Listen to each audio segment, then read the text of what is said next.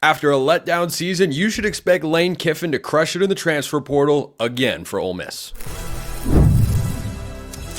You are Locked On College Football with Spencer McLaughlin, your daily podcast on all things college football. Part of the Locked On Podcast Network, your team every day. Welcome, everybody, to another episode of Locked On College Football. I'm your host, Spencer McLaughlin. Thank you so much for making this your first listen or your first view every day, part of the Locked On Podcast Network, your team every day and your daily source to stay up to date with this, the greatest sport on planet Earth. This episode brought to you by our friends over at FanDuel. New customers, you can get a big return. If you place a $5 bet, you'll get $150 in bonus bets if you win your first $5 bet. Visit FanDuel.com to get started. Scott Frost to UCF. I have many thoughts on that particular move in the Big 12 and quarterbacks on the move coming to a school near you. But let's start with Stephen Willis, Locked On Ole Miss. So that was, let's call it how we see it, shall we, Stephen? That was a flop of a season for Ole Miss. Yeah. Big expectations. I would have said before the year, 11-1 was more likely than 9-3. But the Kentucky, the Florida losses, huge major letdown. The LSU game, LSU's pretty good, not great, but pretty good. But the Florida, the Kentucky games. That's a flop of a season for Lane Kiffin. But should college football fans expect him to crush it in the transfer portal anyway? Yeah, absolutely. If you look at the players that went into the portal today, like every wide receiver that went into the portal has Ole Miss nearly as a finalist. Like Eric Singleton's on there. The kid from Tulsa that was the American Athletic Conference Freshman of the Year guy that just one after another. There's rumors that Jaheim Otis and Ole Miss are heavily involved. Caleb Odom and Ole Miss are heavily involved. There are a lot of stars for Lane Kiffin to retool this team in last year's image, because this season, if we're going to be real about it, it was playoffs or bust. It was a bust. Yeah, and he's been on Twitter actively, and we're going to get to that and all the lobbying and such, but how do you think that messaging lands when Ole Miss had these big expectations and again came up short? And I think this year, even more than the year prior, was a letdown for the Rebels, given the 12-team playoff and not being able to manage a 10-2 record with a mostly favorable schedule in that spot. Do you think that impacts the caliber of players they're able to get? Because everybody remember, this was the number one transfer portal class in the country in the last cycle. It was not Colorado. They were certainly up there, but Ole Miss had the highest rated transfer portal class. They had a great roster. They had an experienced quarterback with Jackson Dart. How does he go back to players in the transfer portal and say, look, with you guys, we're going to be able to make it happen this time? Hey, if Ole Miss wins their Gator Bowl, which Ole Miss players are opting into that Gator Bowl. Jackson Dart's going to play. Jordan Watkins is going to play. Trey Washington's going to play. Trey Amos, even though he has a first-round PFF grade, is going to play in that game. And if Ole Miss wins that game, that is 3 out of the last 4 years that Ole Miss has won 10 games. Ole Miss hadn't won 10 games before those 3 years, and 3 out of the last 4 years. I don't think it's going to affect the caliber of player they can recruit this year, because everybody is looking at this year as, okay, they kind of made a mistake. They messed up against Kentucky. There was a little bit of an operational error going in there, and they just kind of weren't ready for SEC play, and it bit them. If Ole Miss can fix that and get to this level that they haven't been in, but now they're getting used to being in, they're going to keep knocking on that door until they kick it down. With the Florida job remaining surely closed for one more season, do you think Ole Miss fans will have to endure any sort of coaching carousel talk for Lane Kiffin? Because I think if the Florida job's not open, I don't know that there's anywhere else in America where Lane Kiffin would be able to go. You know, the Venn diagram of school places that Lane Kiffin is willing to go that can afford Lane Kiffin and has a job opening is not going to be very large. But Lane Kiffin is going to be mentioned for every single big-time job that comes open, because he is a name that generates clicks. He has a high Q rating, and SEO loves him. Search engine optimization. So every writer puts Lane Kiffin in every story, whether or not there's interest at all. Honestly, I do not think there was any interest in Florida this year, but Florida had massive interest in Lane. And of course, this is a two-side situation. One side really acted like they wanted him. One side was being completely quiet, so everybody kind of filled that vacuum with information. I don't think Lane was going anywhere, but that's not going to stop people from reporting it. That's not going to stop fan bases from wanting a coach that is potentially winning 10 games 3 out of the last 4 years. I've been a Lane Kiffin fan for a while, Steven. I think he's a good coach. I don't know if he's as great as some people might make him out to be in their heads, but you look at his track record, he's a good coach. Like you say, he's doing something at Ole Miss that has not been done before, ever in the history of Mississippi football. I like that he is honest on Twitter. I like that he gets in front of a mic and mostly just says exactly what he thinks. He is mentally, for me, in a timeout because of what he has been doing over the last couple of weeks. I think he has gone way overboard. And look, because he has job security, I don't think it matters. But the amount of lobbying and the tone and tenor of the tweets he's been sending out, I think it comes off as whiny at this point when you have losses to Florida and Kentucky. Wait a minute. Lane's doing just what he has to do because there's somebody sitting directly behind him in the poll that was being absolutely insufferable that he won by 27 points or 24 points against in South Carolina, saying they deserve to be in the playoffs. Which I was against, by the way. Yeah. I came right on the show and said, no, that's not a playoff team. But Lane Kiffin cannot just sit there and let them talk and let Alabama talk and all these other people that Lane Kiffin genuinely has an argument to be in front of. I'm not saying that Ole Miss deserved to be in the playoffs. I'm saying that Ole Miss deserved to be ahead of Alabama and South Carolina. And Lane Kiffin believes that as well. And whenever that argument comes into play, and then you have the Miami argument because they wanted to do stuff, whatever, Lane Kiffin just had an ACC team that won 3 or 4 or 5 games. It wasn't a good ACC team, but it was an ACC team that almost played on the field in their place and beat them so bad that they refused to play the game again. And Lane Kiffin, that was the thing. And if you look at the record against the ACC that Lane Kiffin has had, he's not just going to stand there and let people chirp at him because there's nothing to back it up. Now, I do agree that him lobbying and all the lobbying for the playoffs that happened was just insufferable, especially the South Carolina thing. That just gives me a headache thinking about it.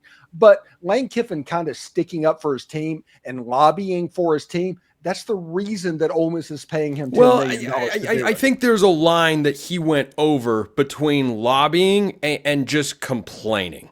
Like the lobbying was, hey, I feel like we're good enough for this. We deserve an opportunity. And if you want to have a resume comparison between Alabama and Ole Miss floated out there, I think that's fine. But he looked like he was just sitting around with nothing better to do other than get on Twitter and go work on, crafting an argument or a clever tweet or this, that, and the other thing. Just say, well, Ole Miss is this, and the other conferences, they're not even close. Like, you can't play a bottom tier team. You can't play a bottom tier team in the ACC, beat the crap out of them, and then say, oh, look, the ACC's terrible. The ACC's won a bunch of games against the SEC this year, and I bet they win more in bowl season. But not against Ole Miss, which everybody but he made a conference-wide comparison. He said, well, everybody else is not playing the same level of football as we are, and I thought that's where he went over the line. That is fine. Everybody in the ACC, in order to get Miami into the playoff or Clemson into the playoff, was taking a shot at Ole Miss because of the Kentucky game. I can see why Lane Kiffin got defensive over that because he got brought into arguments that he really wasn't in. And he felt the need to defend Ole Miss's program. And when it got personal, ACC versus SEC and ACC versus Ole Miss, there's numbers that backed up Lane Kiffin's argument. And like I said, SMU deserves to be in the playoffs. They belong in the playoffs. Fully agree. Yeah, that was fun. I don't have a problem with that. But whenever you look at those 4 teams that at that point that was fighting to get in, because if we remember correctly, it was Alabama, Miami, Ole Miss, and South Carolina. Out of those 4 teams, Ole Miss has an argument. Absolutely. It doesn't matter if they lost to Kentucky. They beat Georgia, and they beat the heck out of South Carolina. But that wasn't the case in the end of the day. So it all kind of worked out, which I will say this. Even though the committee got this right, there doesn't need to be a committee anymore. They just need to do the BCS computers, let the 12 teams or whatever it is be what they are, get rid of automatic bids, and just take all of this drama out of the process because that's all it is right now. Auto bids for buys are a disaster. Yes, terrible. If you want to have auto bids as the 5 highest ranked conference champions get into the playoff, that's fine.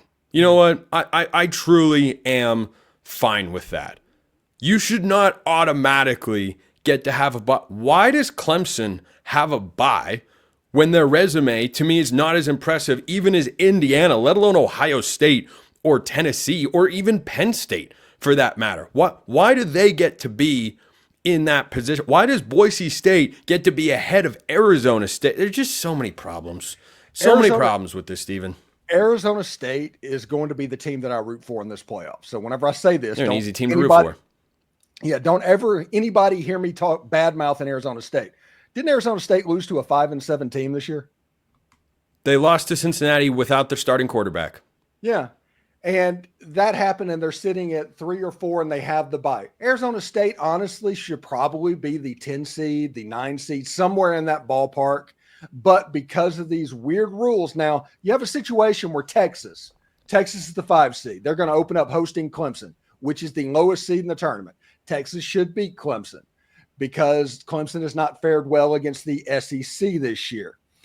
And then you have Arizona State matching up, or it's Boise State, isn't it? Yeah. Well, Boise is the 3. Arizona State is the 4. Yeah. It would be Texas against it's just a Arizona State. Free pass to the semifinals. Oregon has a harder road to the semifinals than Texas does. The number 1 overall seed of all the teams that have a bye absolutely has the toughest path to get to the semifinals and national championship writ large. Why? Because that's a system that we've just dumbfoundingly created. Stephen Willis, Locked On Ole Miss. Stephen, appreciate it as always. Yeah, real quick, I do want to say this. Tennessee is better suited for cold weather than Ohio State, so the cold weather in Ohio State could benefit the Vols. Oh, I am this close to picking the Vols to win that football game, in which case Ryan Day might be shown the door. Scott Frost was shown a different sort of door at UCF. It was open, and he's welcomed back in. How much noise does he make in the Big 12? And a snub again in the Big 12 Conference. That's coming up next. First, let's talk about FanDuel. Get ready to tackle the NFL action with FanDuel, America's #1 sportsbook. Right now, new customers can bet $5 and get $150 in bonus bets if you win. The FanDuel Sportsbook app gives you everything you need to place live bets on the NFL all in one place. So when you get a hunch in the middle of the game, you can check out the latest stats, view live play-by-play, and so much more on the same page where you place your bets. Do you want to bet college football? Do you want to make bowl season as spicy as you can? FanDuel.com is the place to do it. You'll get $150 in bonus bets if you win your first $5 bet. So visit FanDuel.com. Never waste a hunch. Make every moment more with FanDuel, an official sportsbook partner of the NFL. He's back. Scott Frost, UCF. It's a match made in heaven, right? I mean, the last time Scott Frost coached the UCF Knights, it was in the American Athletic Conference. Let's ignore that detail and focus on 13-0. 13-0. Hang the national championship banner because Georgia played Alabama and Alabama won, and Auburn beat Alabama and Auburn beat Georgia or something like that, and then UCF beat Auburn, and woohoo, yeah, UCF national champions. Like, okay, guys, right, so, all right. I'm not wild about this. I'm really not. So, when coaches that are hired, I've discussed this a couple times on the show, and they haven't been a coach for a while in the college ranks, I want to know, well, what have you been doing? What's been going on? How long has it been since you departed? First of all, Scott Frost was last a coach very early in 2022 when it was a 1-2 start, and Nebraska said, thank you for your time here, but also thanks for nothing. You couldn't even get to a bowl game. Matt Rule at least is in a bowl game here in year 2. We'll see what is in store for the Huskers program for him in year 3. But Scott Frost coming back to UCF didn't make me feel anything. It didn't make me go, oh, he's going to take over the Big 12, or, oh, that's going to be a disaster. I don't really know. He's kind of an enigma at this point. He was an assistant on the Rams coaching staff this year. It was just something to do, football related. He was away from coaching entirely in 2023, but it hasn't been that long since he's been a head coach in college football. Now, let me defend him for a moment. A lot of you are going to look at his time at Nebraska and say, boy, that was terrible. Yes, it was. Did not make a bowl game. Hired in 2018, fired early 2022, 0 bowl games participated in. Forget conference championships. So no, that wasn't any good. That is not the sole reason that I'm looking at this hire and saying, I don't know. Because Just because you didn't succeed at Nebraska does not mean you can't succeed at UCF. What's a more gettable conference to you, the Big 12 or the Big 10? What's easier to ascend towards the top of? A conference that just had a team off a 3-9 season win it outright. I'm talking about Cam Skattebo and the Heisman in just a moment here. Or a conference that has seen the same teams, and Oregon has quickly established itself as one of the top tranche teams in the Big 10, but it's the same schools. It's Ohio State, it's Michigan over and over, and now it'll be Oregon. And it'll just be a rotation of those teams because they've established themselves as the top dogs. There's no top dogs in the Big 12. This new look Big 12, and why it has been such a fun conference from the moment the season began, is that anybody can get there. So the ability to win at UCF is higher within your own conference than Nebraska in the Big 10. So that's the first thing. Second thing, the perception that I have had of Scott Frost, knowing him back to his days at Oregon in the early 2010s, is there's a famous quote that he gave about recruiting and how hard it is to recruit to Oregon. Dan Lanning has pulled in back-to-back top 5 classes, so he clearly just wasn't great at it at the time. But how did he recruit while he was at Nebraska? Recruiting against Ohio State and Michigan and everybody in college football. Well, he never pulled in a class except for his last one that was outside the top 25 nationally, and that was in Nebraska. He's now at UCF, which is a Power 4 school, which is in Orlando, a hotbed for talent recruiting. He should be able to do pretty well in that department. I don't know that he's going to be some dynamite recruiter that puts him in the top 15 and pulls in the top 10 class, but I've seen him at a place with a lot less talent in the backyard or even in the immediate surrounding area go out and recruit at a pretty solid level as a head coach. So acquiring talent, which UCF clearly needs to do, yeah, that has to change. Do I feel like the game has passed him by? No, not necessarily. I don't think he's a guy that is running outdated concepts or schemes or does no offense at all. I just, with these hires, when you go back to the well on a guy that's succeeded before, this one doesn't have a huge vibe for me. If I'm a UCF fan, would I be disappointed? No. Would I be excited? Also no. So yeah, of course I'm fascinated to see how it plays out, but I think UCF showed this year they're not a quick turnaround unless you hit the transfer portal and you hit it really hard, and it's open. Players are in left, right, and center. Go for it, Scott Frost. Best of luck. Speaking of the Big 12, they were robbed of having a Heisman Trophy finalist. So the finalists were announced: Travis Hunter, Ashton Jeanty, no surprise. Dylan Gabriel, Oregon's quarterback. Cam Ward, Miami's quarterback. This is a miscarriage of justice. I say this is an Oregon guy. Dylan Gabriel and Cam Ward should not be Heisman finalists. And frankly, Ward, if you were only going to have 3, I don't know why they decided to go with 4, but if you were only going to have 3, it would be Ward over Dylan Gabriel. But Ward is in the country's leading passer. Kyle McCord is. Kyle McCord beat Cam Ward head-to-head. Where's Kyle McCord's Heisman campaign? Where is it? They weren't playing it on as big of a stage because they're Syracuse. But Cam Ward is not the country's leading passer. Now, that's not the criteria. But the reason I'm disappointed and frustrated with this outcome for Cam Skattebo is a significant component of the Heisman Trophy has always been you got to have a story. You got to have a narrative. It's got to click. Ashton Jeanty has run Boise State into the Mountain West Championship and the college football playoff.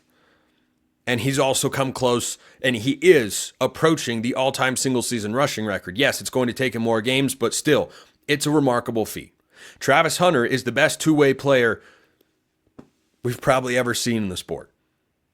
He's a high-level wide receiver. He's a high-level corner. No, he's not the best corner. No, he's not the best wide receiver. That's your standard for being a great two-way player. Those guys are unique. They have stories to tell. Arizona State has a great story to tell. Kenny Dillingham has a legitimate argument to be the National Coach of the Year. You know a big reason why? Because Dillingham's a really good coach. He has got Sam Levitt, the quarterback, playing at a high level. But Cameron Skattebo is Ashton Jeanty light, and maybe not even that light. Because he runs through tackles in a way that makes it look like something is trying to get out of him. He has spectacular runs, the likes of which Jeanty does. Cam Skattebo this year has totaled 1,568 yards and 19 touchdowns on the ground. He's got Arizona State that was off back-to-back 3-9 seasons. He is the driving force of their not just rebound, but rapid ascension.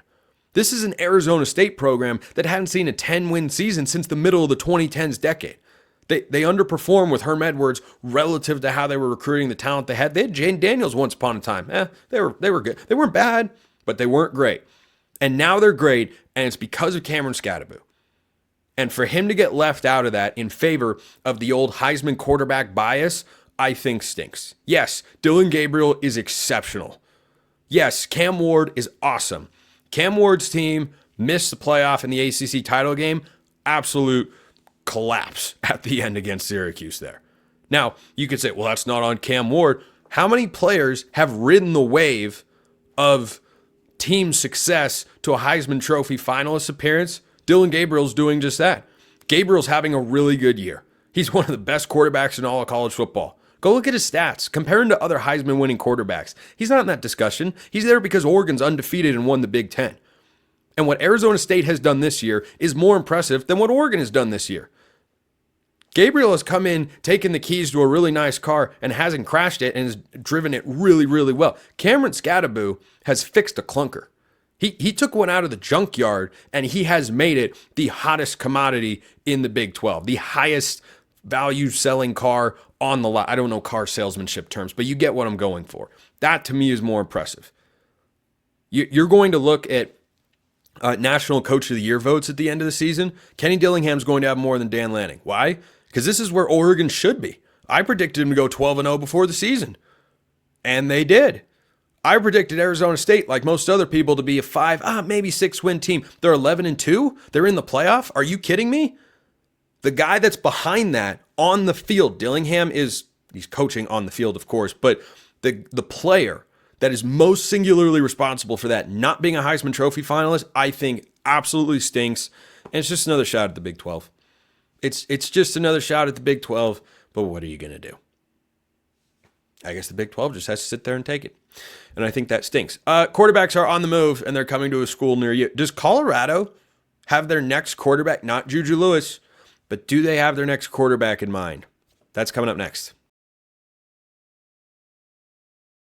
First, let's talk about Omaha Steaks. Nothing delivers comfort and joy quite like the unrivaled quality and taste of Omaha Steaks. It's guaranteed perfection in every single bite. And right now, you can save on unforgettable gifts with 50% off site-wide at omahasteaks.com. Plus, score an extra $30 off with promo code COLLEGE. With 5 generations of experience, they consistently deliver the world's best steak experience, and the gifting experts at Omaha Steaks have made it easy to deliver the perfect gift with thoughtfully curated gift packages featuring gourmet favorites. From legendary steaks to mouth-watering desserts and more, save 50% off site-wide for a limited time at omahasteaks.com. Plus, our listeners get an extra $30 off with promo code COLLEGE. That's 50% off at omahasteaks.com and an extra $30 off with promo code COLLEGE. A minimum purchase may apply. omahasteaks.com.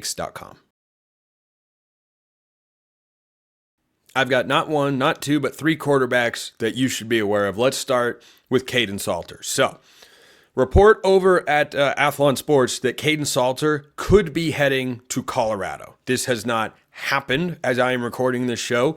It is just being discussed as a possibility. Then I'll talk about Darian Mensah of Tulane and Tyler Van Dyke of Wisconsin, both hitting the transfer portal. Mensah is the far more surprising of the two. I don't like this move for Colorado. I really wouldn't. So Salter is a guy who has spent the last several years at Liberty. He's had a lot of success, and he's been in college football for quite a while now. I'm not wild about his prospects of playing Power 4 football consistently. Liberty, remember, competes in Conference USA. Now, Curtis Rourke was playing in the MAC. We've seen what he's done in the Big Ten this year, led Indiana to an 11-1 season, and Kurt Cignetti's got the boys as a 12-team playoff squad. That's wildly impressive. So I'm not saying just because you come from that level of conference that you're not capable of succeeding in a bigger conference. I am saying I do not believe that Kaidon Salter is one of the guys that can make that sort of jump. I'd had an eye on Curtis Rourke. I didn't think he'd be this good in his first season at Indiana. But I watched him play at Ohio and thought, that guy's really good. I watched Kaidon Salter in the one game when Liberty, and this is a team-wide issue as well, but when they went up against Oregon last year in the Fiesta Bowl, offense put up 1 touchdown in the opening drive, and that was it. He's got a solid arm. It's not great. He's mobile. He's not Lamar Jackson. He's he's fine. But the reason, even more so, that's the secondary reason. The primary reason that I don't like this move is Colorado has JuJu Lewis coming in. JuJu Lewis is a massive quarterback flip. Number one, the amount of high-end talent that he has will command transfer portal offers if he does not play a lot in his first season. So that's the first consideration. Second consideration, how do you view 2025 if you're the Buffs? Because I bet you I view it differently than a lot of Colorado fans out there. We'll see what happens in the transfer portal and how the Colorado roster looks going into next season. But you're going to lose the Big 12 Offensive Player of the Year and, in all likelihood, the Heisman Trophy winner. That is going to be a season where I don't have conference championship expectations for the Buffs. That is the perfect time, like Dylan Raiola at Nebraska, to play a true freshman quarterback and let him learn on the job. I would say, JuJu, here are the keys to the car. We brought you here because we believe you're good enough to be the guy. Here you go. Let's go build and grow this thing together. Because this was a 2-year development, remember, for Colorado. They go from 1-11 to 4-8. And Shedeur Sanders already had a year of playing experience. Yeah, if JuJu Lewis were to redshirt and be the starter in 2026, not 2025, yeah, he could have some success. He could do well. There's still a learning curve. There's still going to be an adjustment. It does not matter when you start JuJu Lewis as your quarterback. So if you truly believe he's a quarterback of the future, at some point, he's going to have to make mistakes in the game, learn on the job, and adapt to college football. And I think that should just be in 2025. Because Colorado has to figure out what their identity is without Shedeur and Travis Hunter. That's been their entire team. They built a great defensive line in the transfer portal. Not all those guys are going to be able to come back. You're going to have to reset in a couple of different places. They're still trying to figure out how to build an offensive line. They haven't done that consistently yet. So I'm not saying the Buffs are going to regress and have a 2-3 win season in 2025. But right now, I do not see them as a contender in the Big 12. And I think that is just fine. There are natural ebbs and flows with how college football goes, even for great programs, even for really good coaches. Look at what just happened to Mike Gundy at Oklahoma State. They had a regression down year. He almost did not, though, almost was relieved of his duties. He sticks around, and the NIL considerations, like it is all pretty crazy, quite frankly. But I don't think if you're going to add a transfer, because if Colorado wants to look at 2025 and say, no, we expect to be a conference championship contender, okay, I think that's going to be a hard thing to do. Kaidon Salter's not the guy who's going to come in and lead this offense. Remember, Colorado doesn't run the ball. They just sling it all around the yard. You need to be able to get a guy who I think is more proven against higher level competition than Kaidon Salter if you want to justify sitting JuJu Lewis in year one. So I don't love that particular move. But Salter will be a notable quarterback name wherever he winds up because he's a veteran at this point in college football. He started for the last couple of years. He's had some good seasons. Sure, he could go somewhere and succeed. I don't know that Colorado is the best fit. Maybe it is. Maybe I'm wrong. Be willing to bet that I'm not. Then there's Darian Mensah. Now this one is surprising. You talk about a splashy name in the transfer portal that you didn't expect to see the quarterback spot. Darian Mensah, here's a guy that I like him more than Kaidon Salter.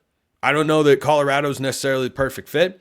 Have not seen exactly where Mensah is considering yet, but this is a guy who in his first year start, he beat out former 5-star quarterback Ty Thompson, who had sat for a couple years at Oregon, transferred in. A lot of people like myself expected, oh, well, he's going to be the starter down there. Of course, nope. Mensah beat him out. Why? He's really good. So in 13 games this year, he completed 66% of his passes. This is his first year starting. He's a sophomore, so he's got a couple years of eligibility left. He went for over 2,700 yards, 22 touchdowns, 6 interceptions. He led Tulane to the American Conference Championship game, where they lost to Army because Bryson Daly and company just ran up and down the field. Remember that name, Jeff Monken? That's the head coach at Army, has been for a while. He's going to pop up somewhere in a coaching search, at least on a list. You'll see his name out there. But now you're going to see Darian Mensah playing quarterback elsewhere come 2025.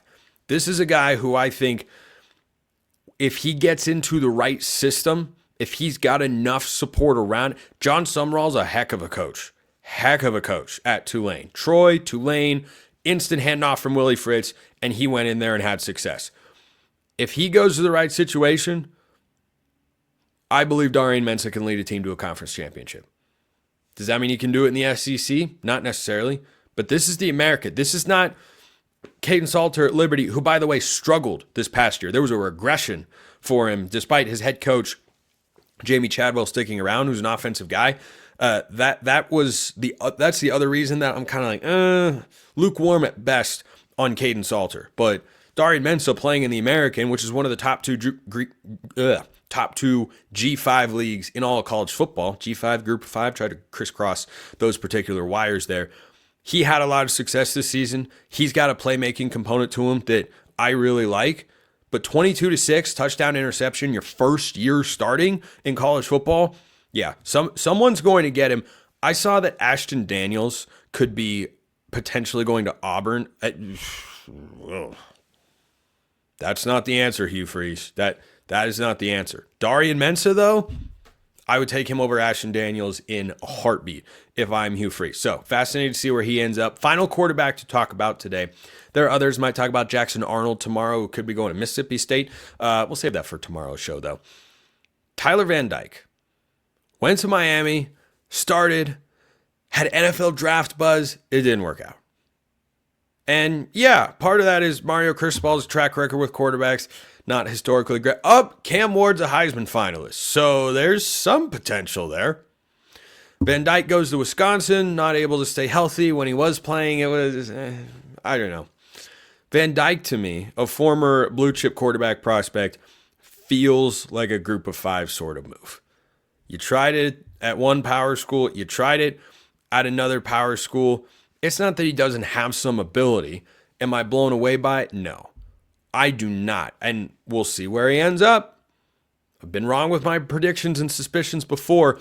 I bet Tyler Van Dyke ends up at a Group of 5. Maybe he ends up at a really good one.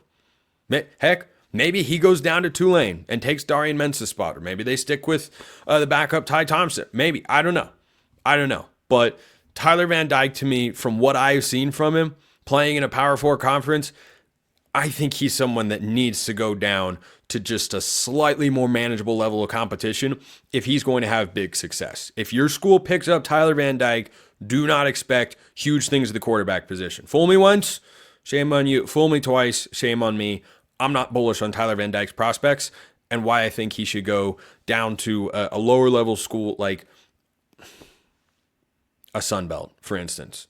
Like a Sun Belt team picking up Tyler Van Dyke, that feels like a much better fit that could have more success for both sides than Tyler Van Dyke going to an SEC, Big 10, or Big 12 or ACC school. Appreciate everyone listening. I'll see you next time. And until then, hope you have a wonderful rest of your day.